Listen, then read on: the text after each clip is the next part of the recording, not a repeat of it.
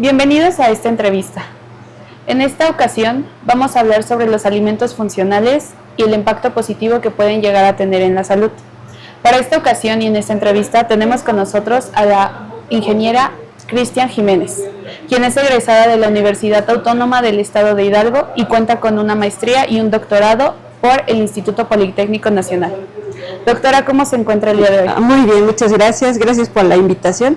Y bueno, siempre es un placer platicar sobre lo que hago, ¿no? Mi nombre es Cristian Jiménez Martínez, trabajo en el Instituto Politécnico Nacional, específicamente en la Escuela Nacional de Ciencias Biológicas, y el departamento en el que me encuentro es en Ingeniería Bioquímica. En este departamento, pues además de muchas otras cosas, trabajamos con alimentos y en específico en mi laboratorio trabajamos con alimentos funcionales, como ya lo mencionaste.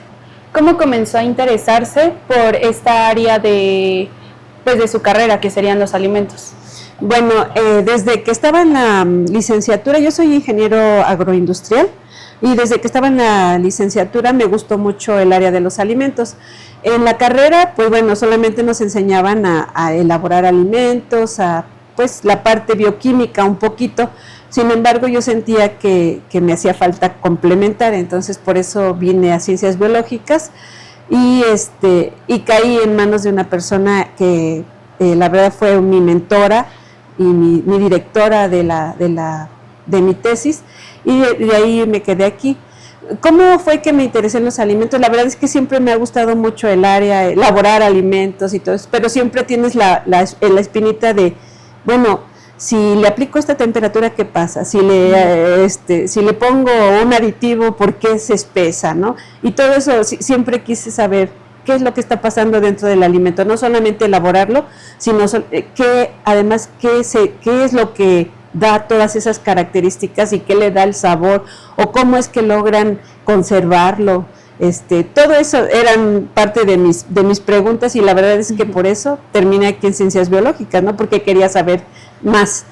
En el área de los alimentos funcionales, pues bueno, podría decirse que circunstancial, ¿no? Empecé trabajando con una semilla que se llama lupinus, es una leguminosa, y de ahí pues van surgiendo preguntas. Creo que la ciencia es una carrera en donde siempre hay que saber. O sea, contestas una pregunta y hay otra, o dos, o tres, o cinco, porque siempre va a haber cosas que te llaman la atención y por las que quieres saber. Creo que esta es una de las carreras, la investigación es una de las carreras que nunca te va a dejar quedarte con poquito, ¿no? Siempre va a haber algo más que debas de saber. Y eso de que yo solo sé que no sé nada, sí es cierto, ¿no? Porque entre más vas aprendiendo, más vas preguntándote cosas, ¿no? Sabes una cosa y ya te surgió otra y otra y otra. Sí, claro. Es una cadenita, entonces siempre hay que aprender. Y aparte esto también tiene que ver con la experimentación, ¿no? Sí, la experimentación es lo básico, ¿no? Porque, bueno, en el método científico, pues, el método científico se aplica en todo, ¿no? Es la observación, el análisis, la experimentación, y luego ya la retroalimentación. Entonces, lo vas aplicando en eso, piensas, ¿no? ¿Esto por qué está pasando? Entonces empiezas a buscar las dudas y luego haces un experimento, lo analizas y te das cuenta que sí es cierto, o lo descartas, ¿no? Puede ser que llegues a decir, no, es que no estaba en lo cierto, no era correcto lo que estaba pensando. Entonces, en la ciencia no siempre pasa lo que uno espera. A veces, pues, modificas tu pensar, ¿no? Estás pensando que va a pasar una cosa y definitivamente nada que ver. Y entonces, bueno, pero es la ventaja que tienes, ¿no? Que puedes reconsiderar. No hay una ley así que claro. Tiene que ver con la prueba y el error, ¿no? Sí, claro. Siempre es ensayo y error, y esa ventaja la tenemos en la investigación más que en la industria, ¿no? Porque un error en la industria significa dinero y pues que te corran, ¿no? Entonces aquí en la ciencia no, pues te puedes equivocar y puedes retroalimentarte, y entonces corriges y rediriges tu camino.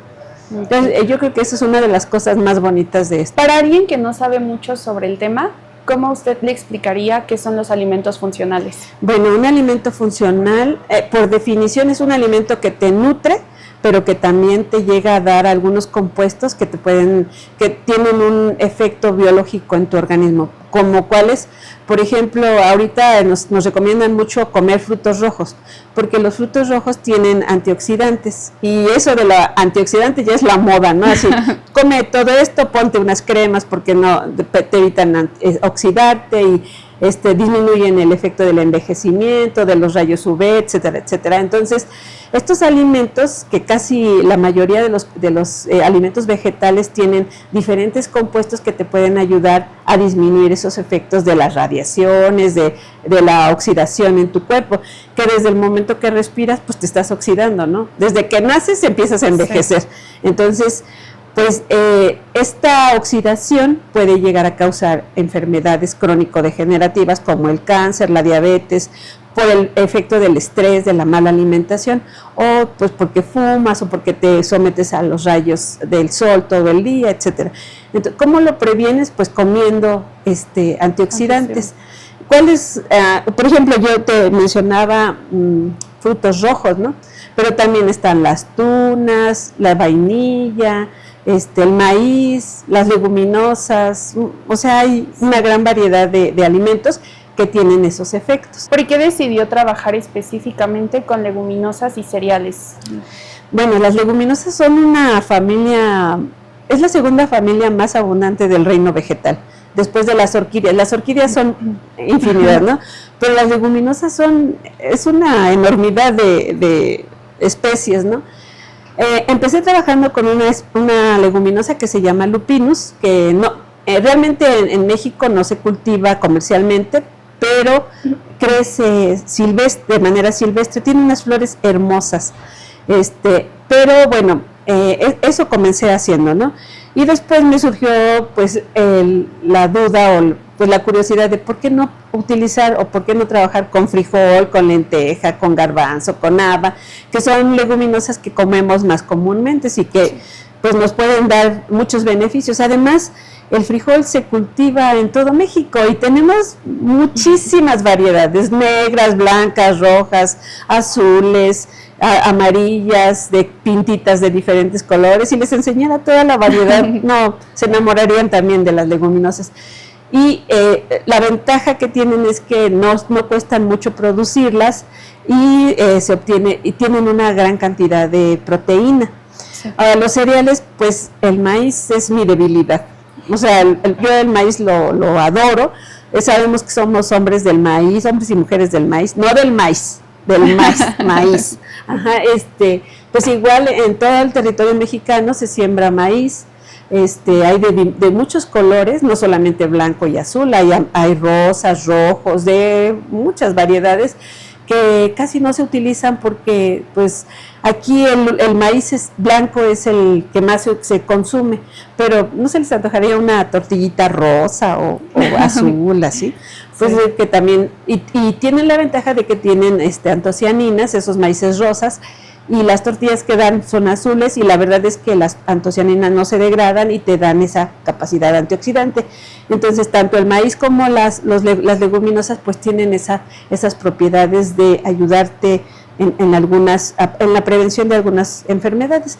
Bien dicen que pues deja que el alimento sea tu medicina y tu medicina sea tu alimento. Claro que eso no significa que si ya estás enfermo dejes de tomar tu medicamento, ¿no? O sea, tienes que combinar la buena alimentación con el medicamento. ¿Y escogió las leguminosas y los cereales por alguna razón en específico o fue solamente por porque lo que anteriormente mencionó? Yo crecí en el sistema Milpa. La Milpa es un sistema que antes, bueno, desde siempre nuestros ancestros han cultivado, han sembrado. Es un sistema en donde se siembra maíz, frijol, que generalmente es una enredadera. Entonces el maíz le sirve de soporte al frijol, y el frijol le da nitrógeno al maíz. Entonces es una simbiosis, uno proporciona una cosa, el otro otra. Y bueno, yo con mi abuelito pues siempre íbamos a la milpa a juntar los ejotes o a unos elotes y que luego nos comíamos.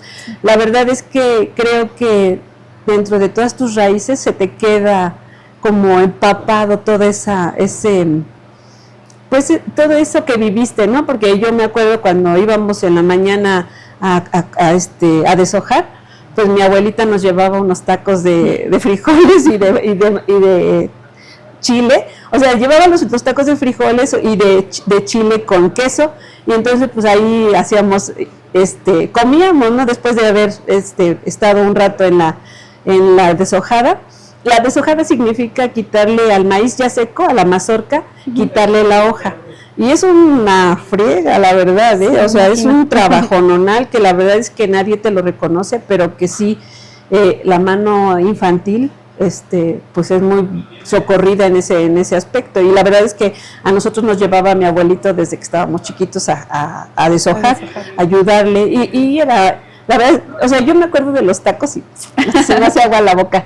Y ya una vez terminada, a veces cuando íbamos que estaba todavía verde la milpa, el maíz, nos llevaban y entonces mi abuelito nos escogía unos elotes y nos los ponía a asar, así en las brasas nos ponía a asar unos elotes. Ah, no, qué rico. Entonces yo creo que lo traigo desde chica, ¿no? Desde que pues mi abuelito me llevaba y todo eso, como que se me quedó ese efecto de maíz, frijol. Sí, entonces son parte de los recuerdos. Ajá, y en todas las culturas se mezcla el maíz con el frijol, o por ejemplo en Asia el arroz con la soya, el trigo con las habas o con el garbanzo, y así es una mezcla que, aunque a veces nos dé risa un poco lo que dice la presidenta, sí es cierto, el frijol con el maíz hacen un buen balance de aminoácidos y se obtienen alimentos de mejor calidad. Eso no significa que no debas de comer carne o que dejes de comer de todo proteína animal, pero sí te ayuda mucho, sobre todo cuando ya eres mayor, pues ya no necesitas tanto las proteínas de origen animal, entonces puedes recurrir a esa combinación y obtienes el mismo efecto. ¿Qué tipo de compuestos o cosas buenas podemos encontrar en los cereales? En los cereales, dependiendo del color, puedes encontrar carotenoides, que son los que le dan color amarillo al maíz. Son también azules o rojos o morados, que son antocianinas, se llaman antocianinas, que dan colores, esa coloración roja o moradita. Okay. Y bueno, claro que cambian cuando los nixtamalizas, ¿no? Porque se pierden un poco de esos compuestos, pero hay algunos que se quedan y entonces puedes puedes absorberlos, ¿no? ¿Qué otros? Fenólicos, compuestos fenólicos que tienen esa actividad antioxidante más fuerte, como algunos ácidos fenólicos, algunos flavonoides. Entonces la verdad es que tienen una gran cantidad de compuestos que sí se llegan a perder por el mismo proceso que se les da, disminuyen, pero disminuyen hasta niveles en los que todavía tienen un efecto benéfico. Okay. ¿Y por parte de las leguminosas? Por parte de las leguminosas igual, porque te digo de la variedad de colores, frijoles blancos que te pueden dar muchos fenólicos y flavonoides, los frijoles negros que te dan antocianinas, los rosas que también tienen fenólicos, tienen fitatos, que esos fitatos también tienen efecto antioxidante, anticancerígeno, tienen saponinas, que algunas saponinas también tienen efectos benéficos, y así, o sea, te podría decir un mundo de cosas, porque por ejemplo, en el caso de las leguminosas, ¿por qué no las comemos crudas? Porque tienen esos mismos componentes que cuando están en cantidades grandes, en lugar de causarte un efecto benéfico, te pueden causar alteraciones. Por ejemplo, los inhibidores de tripsina, que son proteínas que están en el frijol y que si te los comieras crudos, pues te van a dar diarrea, porque y también no van a permitir que la proteína sea absorbida.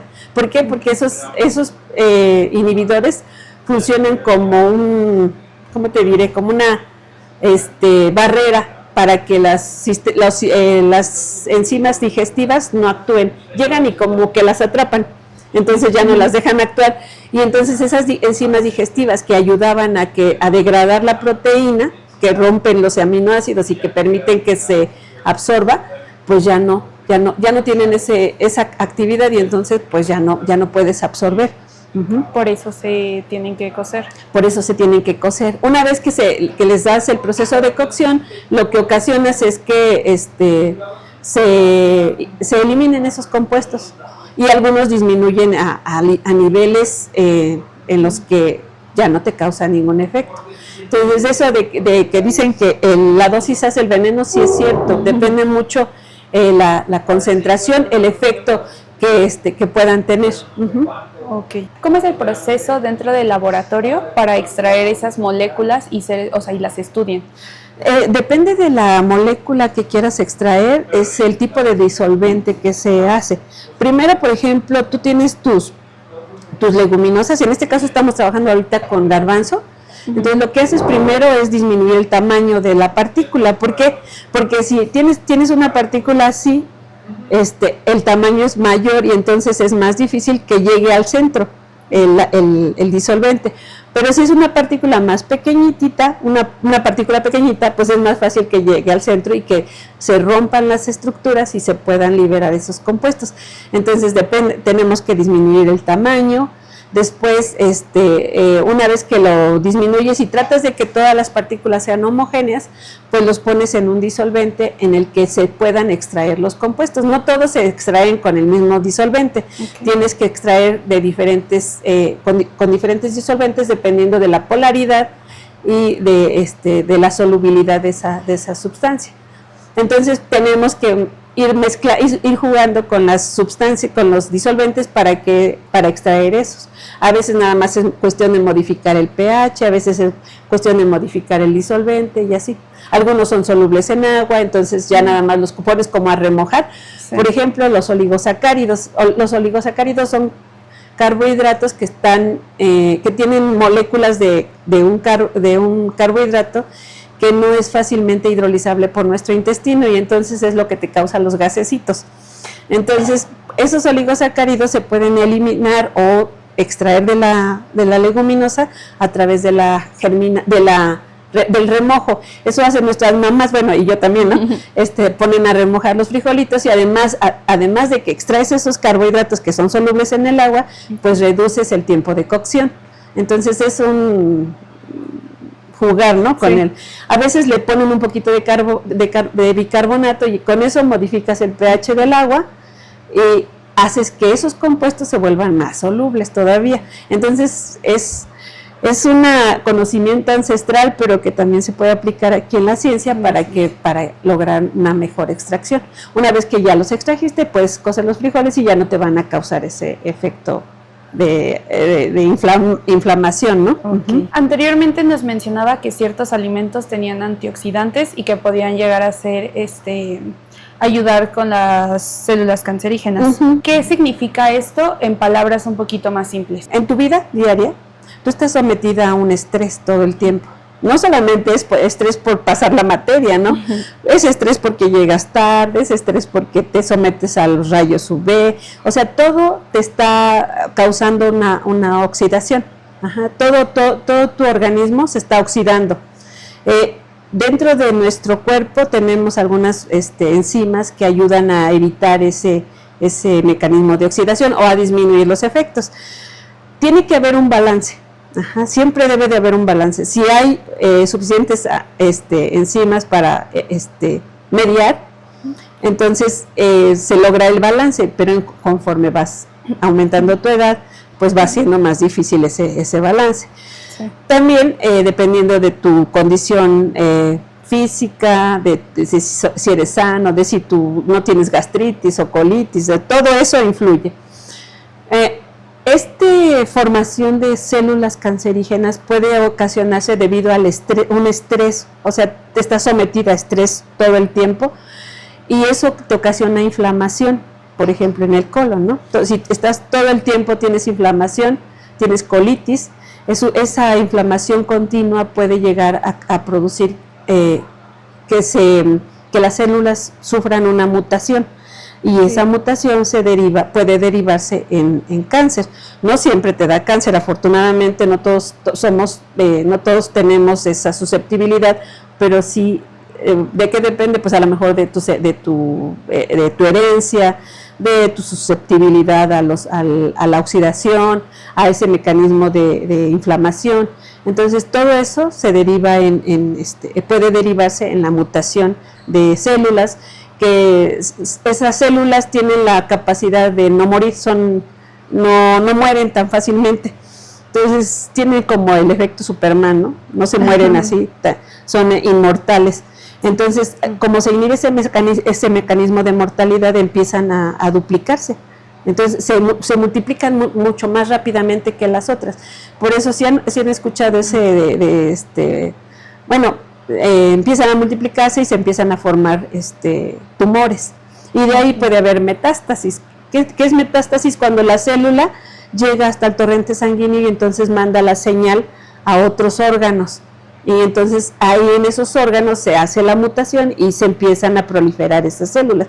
Entonces una vez que tienes cáncer en alguno de tus órganos, pudiera llegar a darse el caso de que haya esa metástasis. Entonces todo puede ser un ciclo, ¿no? Influye lo que comes. Sí, influye lo que comes, tu estado de estrés, tu alimentación, si duermes, si haces ejercicio, si siempre estás estresado o buscas mecanismos para relajarte, así. Eso de que la meditación es muy buena, sí es cierto, ¿no? Influye mucho el hecho de que inhales, exhales, aunque a veces nos da risa, ¿no? Pero pues sí es cierto, influye mucho el que estés tranquilo, relajado, que salgas al campo, que respires. Entonces eso de los parques y salir al parque, a acostarte en el pasto si es que te gusta, todo eso puede influir en que se desarrolle o no la enfermedad. Okay. ¿Cómo comprueban que un alimento o un compuesto beneficia para alguna enfermedad? Por ejemplo, en este caso, no sé, la presión o el azúcar alta. Bueno, por ejemplo, en el caso del azúcar, de la diabetes, lo que hacemos primero, se puede hacer por formas in vitro, que significa, se tiene una sustancia que hay una enzima que hay que inhibirla para ver cuál es el mecanismo. Cuando se trata de, por ejemplo, una vez que in vitro determinas que sí puede tener el efecto, puedes pasar a hacer estudios in vivo. ¿Qué significa? Que tú tienes unos ratoncitos o unas ratas, son modelos que se llaman murinos, en el que a esas ratitas les provocas la enfermedad, o al mismo tiempo le das el alimento y les das una sustancia que les provoca la enfermedad, y entonces ves si a través de la alimentación o de la sustancia o del compuesto que se quiere probar se logra inhibir la enfermedad. Tú se la estás provocando. Haz de cuenta que, por ejemplo, la estás alimentando con exceso de carbohidratos, les das unas carnitas con un refresco de todo y dulces, además de postre, o sea, les das una alimentación que ni nosotros nos comemos a veces. Entonces le das todo eso para que se desarrolle la enfermedad, además de la sustancia que les causa la enfermedad, pero estás promoviéndosela. Y al mismo tiempo les puedes dar pues lo que va a contrarrestar, la sustancia que te interesa evaluar. Okay. Entonces, pues le vas haciendo combinación y al final, pues le haces análisis de sangre, y la sacrificas, porque lo que vas a evaluar van a ser todos sus órganos. Vas a ver si se afectó el hígado, si los riñones están bien, si tiene producción de tejido graso, así. Entonces, el peso, si varió su peso, si aumentaron de peso y de pronto, o ves que de pronto bajaron. Entonces, todo eso se mide para determinar si los está afectando o no. ¿Qué pasa con los alimentos cuando se cocinan, se tuestan o se germinan? Pues lo que te comentaba, ¿no? Ahí, como están algunas sustancias que a una alta concentración pueden causar daño, pues lo que haces al tostarla, por ejemplo, si son proteínas como los inhibidores de tripsina que te comentaba, son de naturaleza proteica, el calor hace que, si su estructura es así, el calor hace que se abran y que eso que están modificando su estructura hagan que la actividad que tenían sobre ese sistema ya no sea igual. Lo estás rompiendo para que sean distintos. Entonces, como ya son distintos, ya no pueden hacer esa función. Y eso pasa con los compuestos. Cuando los tuestas o los hierves o los coces, lo que haces es modificar la estructura de esas componentes y entonces ya no reconocen a su alimento y ya se modifica por lo tanto.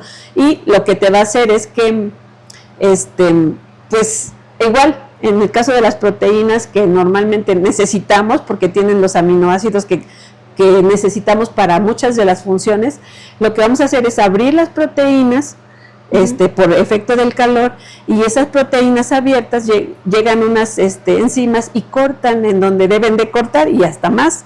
Entonces se puede aprovechar más fácilmente la proteína. Okay. Entonces, una proteína que no tiene un proceso térmico, pues está más compacta y no permite que las enzimas lleguen y corten, o sea, solamente cortan en las orillas muchas veces, y cuando la abres, pues ya llegan todas y ya cortan en diferentes sitios. Entonces es más fácil que se pueda absorber la proteína cuando ya está desnaturalizada, así se le llama, porque está perdiendo su estructura, a una proteína que está más compacta. ¿Nos podría dar ejemplos de alimentos en los que se mejoren los beneficios después de alguno de estos procesos? Pues todas las leguminosas. Realmente, por ejemplo, comer habas tostaditas, pues ayuda a que sea más digerible su proteína, a que no tengan los efectos de los factores estos no nutricionales. Se le llaman no nutricionales porque disminuyen la capacidad de absorción de las proteínas y de los carbohidratos, que también necesitamos los carbohidratos. Las habas, los garbanzos, el maíz también. O sea, por ejemplo, el proceso de nixtamalización es un proceso térmico y a la vez alcalino. Se le llama alcalino porque pues le estás poniendo un álcali para cocerlo, y eso ayuda a que se pierden algunos aminoácidos, se mejora la textura del grano, pero también haces que esas proteínas tengan un mejor balance de aminoácidos por la pérdida de algunos, y entonces se mejore la digestibilidad. Un maíz crudo tiene una baja digestibilidad. Por ejemplo, 60% de la proteína total se logra comer, si fuera crudo, pero si lo nixtamalizas, si le haces la tortilla, entonces la digestibilidad sube a 74, o sea, estás aumentando la capacidad de digerir, de que tu organismo digiera por efecto de ese tratamiento térmico. Y lo mismo pasa con los frijoles cuando están crudos. Bueno, además de que te digo que te van a hacer daño por los no nutricionales, la digestibilidad de la proteína es muy baja, todas sus proteínas tan compactas y no se logran digerir. Pero una vez que le das el proceso de cocción, ya se abren las proteínas, se digieren más y se aprovechan más sus proteínas. Entonces, todo necesita hacerle un proceso de cocción. Bueno, las frutas no, porque no tienen proteínas, ¿verdad? Sí. ¿Qué función tienen los fenólicos en nuestro cuerpo? Bueno, lo que te comentaba, tiene una capacidad antioxidante, quiere decir que este mecanismo de oxidación que tenemos es producto de la liberación de... ¿Cómo te lo explico? Hay una imagen en donde se ve dos moléculas que tienen un radical que se liberó, está libre.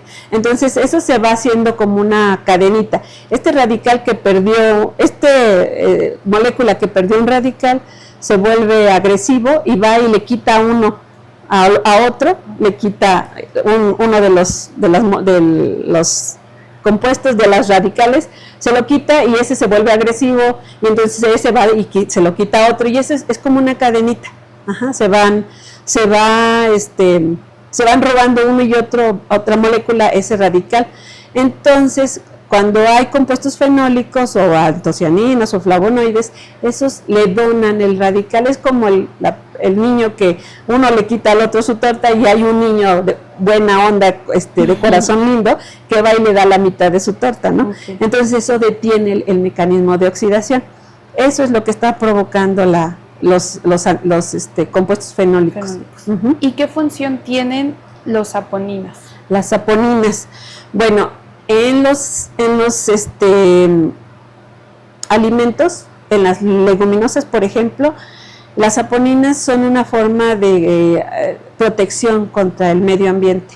O sea, la semilla, desde que el momento en que genera una planta, la plantita cuando está en su fase inicial es muy susceptible al ataque de insectos o que se lo coman los depredadores, los herbívoros, ¿no? Pero la plantita se empieza a generar, empieza a protegerse, hace cuenta que van produciendo un escudito y van poniendo diferentes sustancias.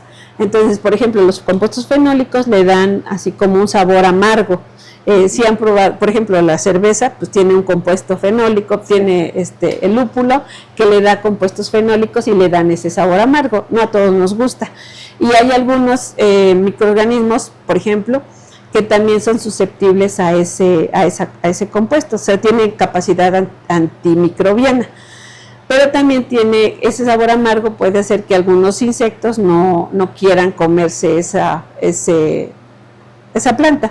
No todas las plantas pueden ser atacadas por todos los insectos, hay algunas que producen alguna sustancia que las defiende, por así decirlo. Entonces, estas saponinas también tienen ese efecto, puede ayudar a proteger a la planta para que no sea atacada por los insectos o por los microorganismos, y permite que se desarrolle y cumpla su función de producir, nacer, crecer, reproducirse y luego morir, así. Y pues nosotros también, ¿no? O sea, hay algunas saponinas que tienen un efecto anticancerígeno, dependiendo de la estructura de la saponina, porque hay diferentes saponinas, pero entonces dependiendo del tipo de saponina puede tener ese efecto en nosotros.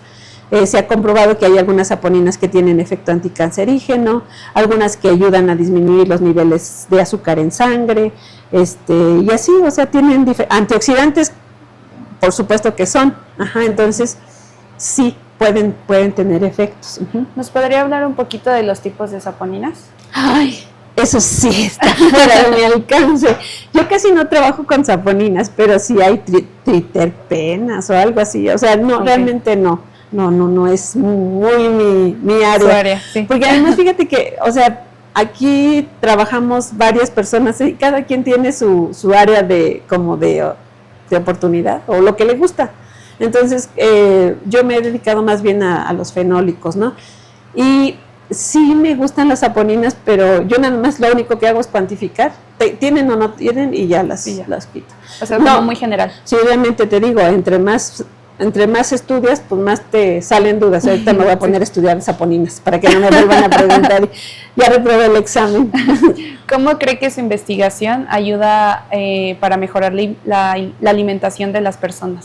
Pues mira, una de las oportunidades yo creo es que este tipo de entrevistas, ¿no? Que te dan la oportunidad de platicarles, de comentarles todo los beneficios que ofrecen.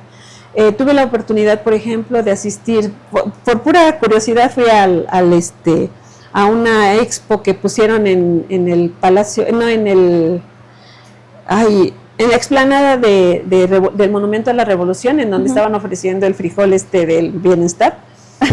Y entonces pues llegué y estaba una conferencia y pues ya estaban platicando sobre el frijol, y generalmente pues son diferentes áreas, ¿no? Estaba un doctor que es del área de agronomía, y pues él platica todos los efectos del frijol en el ambiente, que si el rendimiento, que si no sé cuánto. Y entonces cuando terminó pues ya le pregunté sobre las leguminosas, y la verdad es que fue muy buena experiencia, porque después de eso varias personas se acercaron a mí y me dijeron, oiga, ¿y por qué no nos viene a platicar a los productores de Zacatecas? Y dije, ay, pues quisiera tener todo el dinero para poderme desplazar a todos lados, y el tiempo además, ¿no?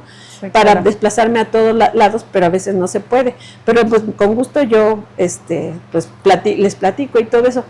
Entonces, el que les puedas platicar a las personas sobre todos los efectos que pueden tener las leguminosas, pues eso te abre un panorama. Ahorita te platiqué sobre los oligosacáridos, y yo supongo que pues te llamó la atención y vas a decir, ahorita que llegue lo pongo a remojar los frijolitos, ¿no? Entonces, bueno, Bueno, pero los frijoles no solamente tienen esos compuestos, también tienen péptidos. Los péptidos son unas partes pequeñitas de las proteínas que por el proceso de la digestión que llevamos a cabo desde la boca, en donde está nuestra alfa-amilasa que degrada almidones, hidroliza almidones y los convierte en azúcares, pero también pasa hasta el estómago y el intestino, que todos proporcionan unas ciertas enzimas para ir degradando, rompiendo la proteína. Entonces se liberan pequeñas fracciones y esos péptidos pueden llegar a tener efecto antioxidante, anticancerígeno, o sea, hay muchos. Entonces todos los alimentos, todos los componentes del alimento pueden tener algún efecto. ¿Los alimentos realmente pueden ayudar a prevenir enfermedades como la hipertensión? Sí te pueden ayudar. Te decía de estos péptidos, ahí se han identificado diferentes péptidos, no muchos, diferentes péptidos que tienen las leguminosas, los cereales, que al ser liberados pueden tener ese efecto antihipertensivo. ¿Por qué? Porque tienen una cierta estructura en la que la hipertensión está causada por una enzima que se llama enzima convertidora de angiotensina. Entonces, este péptido puede llegar a meterse a esta enzima y haz de cuenta que son como una llavecita, el péptido llega y se instala en la enzima y entonces inhibe a esta otra enzima. Entonces de esa manera pues se regula la presión arterial. ¿Cuáles son los mayores retos que enfrenta al momento de realizar investigaciones? Que a veces no tienes el dinero suficiente como para comprar lo que se necesita, porque pues tú quisieras hacer muchas cosas, pero por ejemplo, si quiero hacer evaluaciones de actividad antihipertensiva, la enzima está carísima, ¿no? Sí. Estamos hablando de que una enzima, un miligramo de enzima te cuesta, no sé, 48,000 pesos. Entonces, pues con esos 48,000 pesos ya te acabaste casi todo tu presupuesto que te dieron en el año, ¿no? Entonces, pues sí, yo creo que lo principal es que a veces no hay dinero que alcance, siempre va a hacer falta. Afortunadamente siempre hemos contado con apoyo del Politécnico y a veces de proyectos externos, pero siempre tenemos que estar buscando de dónde sacar dinero. Sí, claro. Entonces, ¿sí considera que es como costoso hacer estas investigaciones? Sí, es costoso. La verdad es que sí hay estándares de compuestos fenólicos que cuestan 18,000 pesos. Ayer me estaba diciendo uno de mis alumnos que necesita una antocianina. Y me estaba diciendo que un miligramo de la antocianina cuesta 18,000 pesos. Entonces sí es a veces difícil, pero realmente no es imposible, porque generalmente encuentras con quién colaborar, alguien que te ayuda, y esto se va saliendo. Ajá.